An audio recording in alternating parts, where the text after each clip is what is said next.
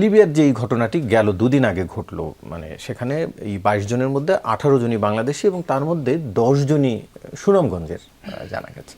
এই ঘটনাটি তো আসলে নতুন না, মানে প্রতি মাসেই বোধহয় একবার করে ঘটছে এরকম দুর্ঘটনা, তারপরও কেন রিপিট কেন হচ্ছে বারবার?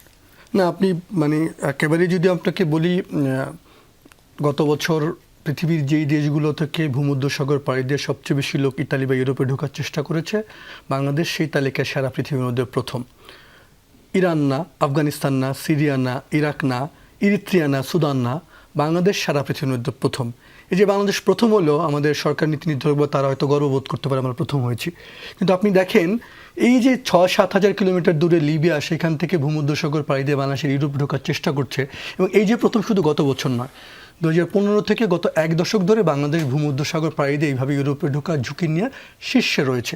এইভাবে ঢুকতে গিয়ে আমাদের যে তথ্য আমরা ইউরোপের বর্ডার এজেন্সি ফ্রন্টেক্স বা ইউএনএইচসিআর থেকে পাই, অন্তত পক্ষে 25,000 প্রাণহানি হয়েছে গত 1 দশকে।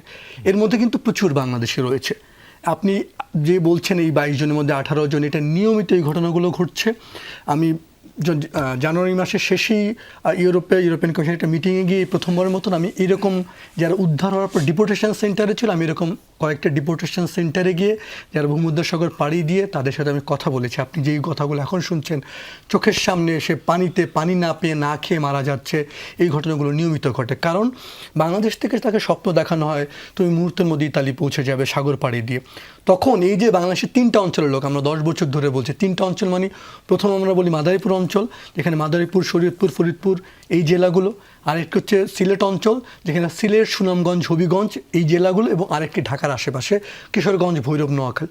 এই যে 8 থেকে 10টা জেলার লোক গত 1 দশক ধরে ভূমধ্যসাগর পাড়ি দিচ্ছে। আমরা বারবার বলছি সুনামগঞ্জ, সিলেট, মাদারীপুর, এই যে কেন যাচ্ছে দেখেন। আজকে যেই বাবা আহাজারি করছে, তার সন্তান না খেয়ে মারা গেছে, আপনি যদি সুনামগঞ্জের যে মানবিক কল্পনাগুলো মানে আমাদের কাদায় মার জন্যে, সন্তানের জন্য যে আহাজারি, এমন মৃত্যু তো রোজ ঘটছে, নিয়মিত ঘটছে। যখনই 22, 25, 30 সংখ্যাটা বড় হয় গণমাধ্যমে আছে, কিন্তু নিয়মিত কিন্তু সাগরে লাশ ভেসে আসছে, ঘটছে গত 1 দশক ধরে। তার আগে যদি বলেন 2011 থেকে 15 যে আমাদের ঘরের খুব কাছেই বঙ্গোপসাগর, সেই সাগর দিয়ে যেটা আন্দামান সি ক্রাইসিস, 11 সাল থেকে 15 সাল পর্যন্ত প্রথমে রোহিঙ্গা, তারপরে শত শত হাজার হাজার বাংলাদেশি একইভাবে আপনার থাইল্যান্ড, মালয়েশিয়া গেল। আপনাদের মনে থাকার কথা 2015 সালের মাঝামাঝি গণকবর আবিষ্কার হলো থাইল্যান্ড, মালয়েশিয়ার সীমান্তে। হাজার হাজার বাংলাদেশি রোহিঙ্গা জাহাজ সাগরে ভাসছে। তার মানে আপনি যদি দেখেন গত 10-12 বছর ধরে কিন্তু বাংলাদেশ এই সাগর পথে যাওয়ার জন্য আপনি ঝুঁকিতে, মৃত্যু, প্রাণহানির ঘটনাটা ঘটছে। এই যে আপনি 1 দশক ধরে প্রথম হচ্ছেন, তাহলে এই রাষ্ট্রের যারা পররাষ্ট্র মন্ত্রণালয়, যারা প্রবাসী, যারা স্বরাষ্ট্রের দায়িত্বে, তাদের কি কোনো মনে হয়েছে যে এই যে 10 বছর ধরে আমরা প্রথম হচ্ছি ভূমধ্যসাগরে, আমাদের কিছু করণীয়? আপনি 10 বছর ধরে ঘুরে আপনি দেখেন তো পররাষ্ট্র মন্ত্রণালয়, প্রবাসী কল্যাণ মন্ত্রণালয়, স্বরাষ্ট্র মন্ত্রণালয় ওয়েবসাইটে একটা ভিডিও, একটা সচেতন বার্তা আছে কিনা? এইভাবে যেও না। আপনি যা দেখবেন এই আমরা কাজ করছি, কখন আপনি সরকারের পক্ষ থেকে এই বার্তাটা দেখেছেন যে আমাদের এটা বন্ধের জন্য কাজ করতে হবে? আজকে 22 জন মারা গেছে, শাহ আলম স্যার আছেন, 26 জন লিবিয়ায় মারা গেল, 22 জন মারা গেল, তখন সিআইডি বা অন্যদের উপর চাপ পড়ছে, তারা কিছু অভিযান করছে। তারপর সারা বছর জুড়ে তো আপনি তাদেরকে খোঁজ পান না। তারপর তারা কি করে, আমরা আইনশৃঙ্খলা রক্ষা বাহিনী, আপনি তাকে কখনো রাজপথে দমন, কখনো রাজনৈতিক কাজে আপনি ব্যবহার করেন। এই যে সাগর পথে পাচার, এইটা যে একটা ভয়ঙ্কর সংকট, আমাদের যারা নীতি নির্ধারক তারা অনেক সময় ভাবেন এই যে আমার লোক যে কোনো মূল্যে যাচ্ছে, গিয়ে বোধহয় টাকা পাঠাবে না। হিসাবটা বলছে তারা যাওয়ার জন্যে, আপনি মাদারীপুরে আমরা এমন লোককে পেয়েছি 67 লাখ টাকা দিতে হয়েছে। কোথায় দিতে হয়েছে? সে যখন লিবিয়ায় তাকে টর্চার করা হয়, তার পরিবার এখান থেকে জমি জমা বিক্রি করে, ধার দেনা করে নিয়মিত টাকাটা দিচ্ছে। সেই টাকা কি আদৌ আসছে না। আমি উদাহরণ দিয়ে বলি, সবচেয়ে বেশি লোক মাদারীপুরের লোক ইতালিতে, 3 লাখ, 4 লাখ, 5 লাখ বলেন। সরকারি পরিসংখ্যান 2022 সালের আমাদের পরিসংখ্যান ব্যুরো বলছে মাদারীপুর বাংলাদেশের সবচেয়ে দরিদ্র জেলা। সরকারি পরিসংখ্যান, কুড়িগ্রাম না, রংপুর না, মাদারীপুর সবচেয়ে দরিদ্র জেলা। কেন তাহলে দরিদ্র জেলা? কত টাকা এইভাবে পাচার হয়েছে, পাচারকারীতে গেছে, কত টাকা বাংলাদেশে আসছে? মালয়েশিয়া নাম করে যে 1000 কোটি টাকা পাচার হয়, কোথায় যায়? আমি বলবো যে এই সংকটটা কখনোই সমাধান হবে না যদি না আমাদের রাষ্ট্রের নীতি নির্ধারকরা বোঝে যে আমরা এই যে প্রথম হচ্ছি, সিরিয়ার মানুষ, ইরাকের মানুষ, আফগানিস্তানের মানুষের জীবন বাঁচাতে সাগর পথ পাড়ি দেয়, কারণ সে তার দেশে থাকলে মারা যাবে। বাংলাদেশে কি এমন কোনো সংকট রয়েছে? মারা যাচ্ছে মানুষ, যুদ্ধ চলছে। ইউরোপ তো বলছে যে বাংলাদেশ হচ্ছে নিরাপদ দেশ, তারা গিয়ে অ্যাসাইলাম সিক করার দরকার নাই। তাহলে সেই মানুষ, আপনার মনে থাকার কথা 2014-15 সালে যখন আপনার আইল্যান্ডের ঘটনার পর ইউরোপ যখন তার পথ খুলে দিল, দেখা গেল যে ওই লাইনের মধ্যে বাংলাদেশি মানুষজন সবচেয়ে বেশি। তখন ইউরোপ বললো যে তুমি তোমার লোককে ফেরত নাও, আনডকুমেন্টেড। বাংলাদেশ সরকার বাধ্য হলো 2017 সালে এসওপি সাইন করতে। আমরা সেই এসওপির আওতায় এই পর্যন্ত প্রায় 4000 মানুষ ফেরত আসছে।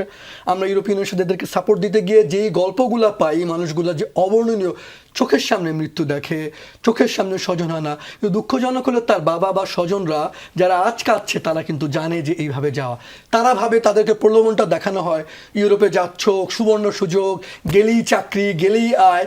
সে জানে না তাকে টর্চার করে লিবিয়াকে, প্রথমটা কিন্তু সে জেনে বুঝে যায় স্মাগলিং, এটা পাচার না। তো লিবিয়া যাওয়ার পর যখন তাকে টর্চার করে, আমরা এরকম লিবিয়া ফেরতদের সাথে গবেষণা করে 79% তাকে টর্চার করে, 63%কে ক্যাম্পে রেখে তারকে ভয়াবহ অত্যাচার করে এবং তাকে টাকা দিতে বাধ্য করে। এই যে পরিবার, আপনি মাদারীপুরে এমন কোনো পরিবার খুঁজে পাবেন না, সুনামগঞ্জে এমন কোনো পরিবার খুঁজে পাবেন না যারা এইভাবে টাকা দেয়নি। বিনিময়ে রাষ্ট্র কি পাচ্ছে? এইরকম প্রায় আপনি খবর কেবল হবেন টাকা যাচ্ছে, ফেরত আসছে টাকা কিনা পাচার আসলে। হচ্ছে। আমরা যদি এখন হিসাব করি যে গত 40-50 বছর আমাদের কত লোক বিদেশে গিয়েছে, কত লোক আসছে, আমি শেষ করে একটি পরিসংখ্যান দিয়ে, সৌদি আরবে 2020-21 অর্থ বছর রেমিটেন্স এসছে $5.7 বিলিয়ন। গত 5 বছরে সৌদি আরবে আমাদের নতুন করে কর্মী গেছে প্রায় 25 লাখ, রেমিটেন্স আপনার $3.5 বিলিয়ন, উল্টো $2 বিলিয়ন কমেছে। কেউ কেউ বলতে পারে যে এরা গিয়েছে, এরা তো আয় করে হুন্ডিতে টাকা আসে। শাহ আলম সাদিক আলেস, হুন্ডির কোনো টাকা আসে না। আপনার এই যে টাকা, আজকে যে আপনি বাংলাদেশের দুর্নীতিবাজদের টাকা দেখছেন, ব্যাংক লুট করে টাকা নিয়ে যাচ্ছে, কানাডায় বাড়ি দেখছেন, বিভিন্ন জায়গা দেখছেন, এই যে তার এই মানব পাচার, অনিয়মিত অভিবাসন, যে টাকাটা আসছে না, হুন্ডিতে ওই টাকা রয়ে গেছে, আর এই টাকাটা কখনো মাদক, কখনো ইয়াবা, কখনো পাচার, এই জায়গাগুলোতে যাচ্ছে। কাজে আমি মনে করি আমাদের রাষ্ট্রের নীতি নির্ধারকদের বোঝা উচিত আমরা আর কতদিন ভূমধ্যসাগর পাড়ি দিয়ে করবো। আমরা যখন এই কথাগুলো বলছি, একদিকে সাগর, একদিকে বঙ্গোপসাগর দিয়ে যে লাগছে, আমি মনে করি বাংলাদেশ যদি আমরা নিজেদেরকে মধ্যায়ের দেশ বলি, আইয়ুব খান আমল থেকে এখন পর্যন্ত যখন যে সরকার উন্নয়নের গল্প বলছে, সেই উন্নয়নের গল্প বাংলাদেশকে যদি নিরাপদ করতে চায়, সুশাসনের বাংলাদেশ করতে চায়, এই অভিবাসন, অনিয়মিত অভিবাসন, বাংলাদেশ থেকে কেউ অস্ট্রেলিয়া যাবে, কেউ সাগরপথে এভাবে যাওয়ার চেষ্টা করবে, ভূমধ্যসাগরে মরবে, গ্রিসে যাওয়ার জন্য মরবে, আমরা এই চিত্র আর দেখতে চাই না। জি।